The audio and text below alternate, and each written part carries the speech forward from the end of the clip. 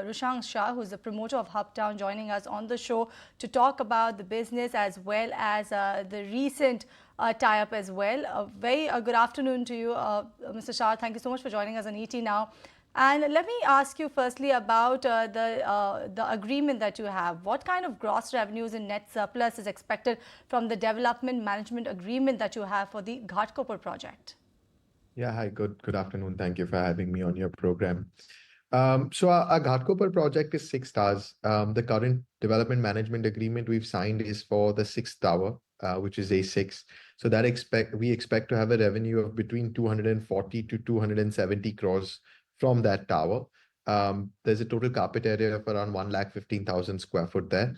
I think what is important to note is that this project, and especially this tower, is in the final stages, closing very close to delivery. So we'll be expecting delivery in FY26, which means all the free cash flows that accrue from here will start coming to Hubtown in the next year itself.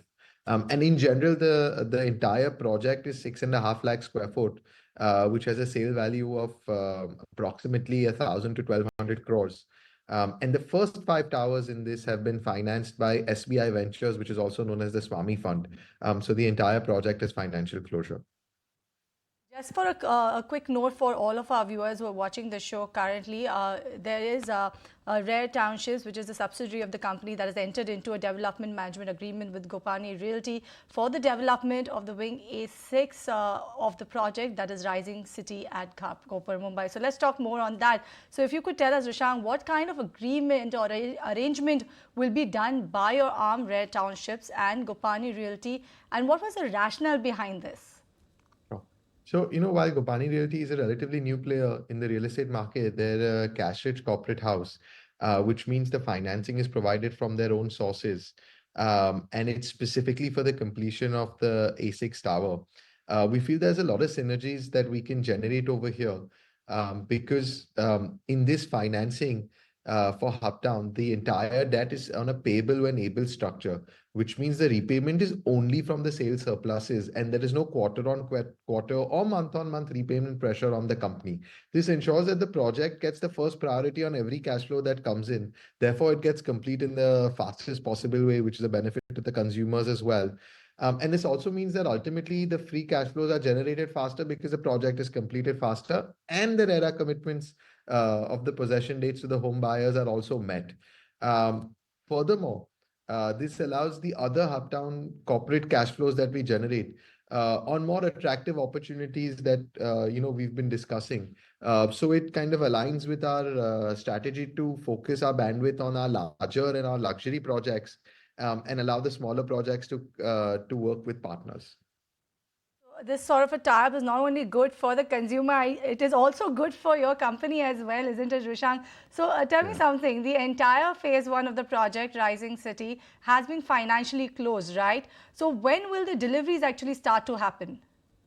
Correct. So, the entire phase 1, like I explained, has been financially closed. We have the Swami Fund, which is the SBI Ventures Fund, on part of the project, and Gopani on the other part of the project. So all 6 towers we're expecting to have delivery between May 2025, which is very soon, and March 2026. So, there's 6 towers, all of them be delivered sometime in the next 12 to 15 months, which means all the cash flow from here, which will be around 1,000 to 1,200 crores, will all accrue to Hubtown in the next 12 to 15 months as well. For the project, then, Rushank, let's talk about the real estate market in the city, or rather in the state of Maharashtra. So there has been a political stability that is coming in the state of Maharashtra. So given that scenario, what kind of growth potential are you expecting the entire real estate industry to actually foresee? And also, if you could talk about your company in particular. Yeah. So in general, any government that is infrastructure positive is great for all businesses, right? It's great for the consumers, it's great for the real estate business, it's great for every business. So, this government, which has had 2.5 years and I think should have 5 more years, will have, great stability for all of us to plan, as well as their focus on infrastructure will help the consumer. as far as our company is concerned, like I said, because of all the new infrastructure, a lot of our land parcels are near the coastal road or near some of these new bridges. So that has a definite and direct impact on the prices and the saleability of those land parcels, as well as near the metros and the monorail. So with the speed and execution ability that the government has shown, we think these land parcels will benefit very greatly from the infrastructure that's going to be happening in the next 5 years.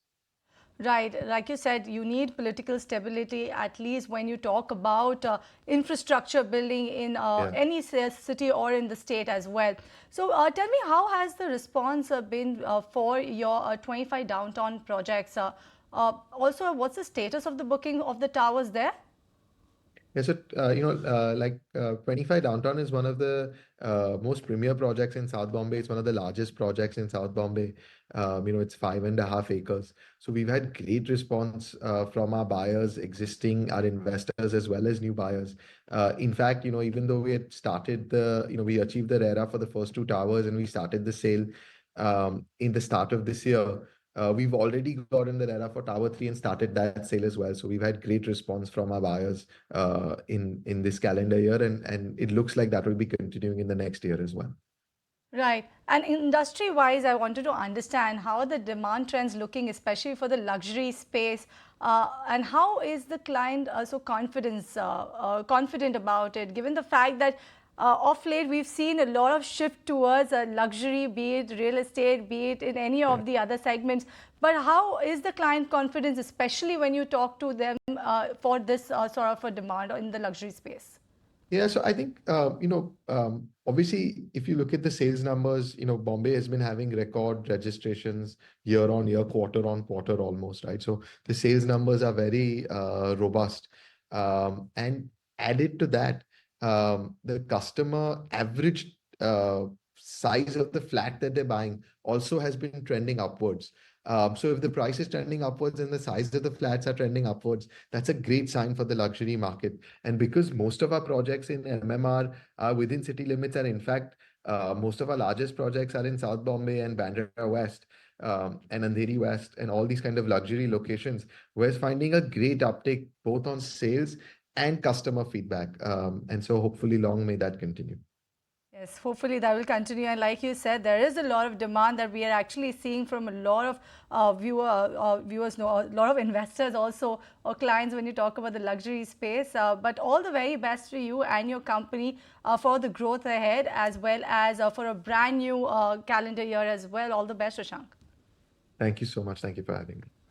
All right, that's the management of Hubtown talking about the growth roadmap for the company, the way how they're seeing the stability, political stability in the state of Maharashtra that will also aid the entire real estate segment as well. And yes, there is no downing when you talk about the luxury segment demand going ahead. So that one seems pretty buoyant as of now.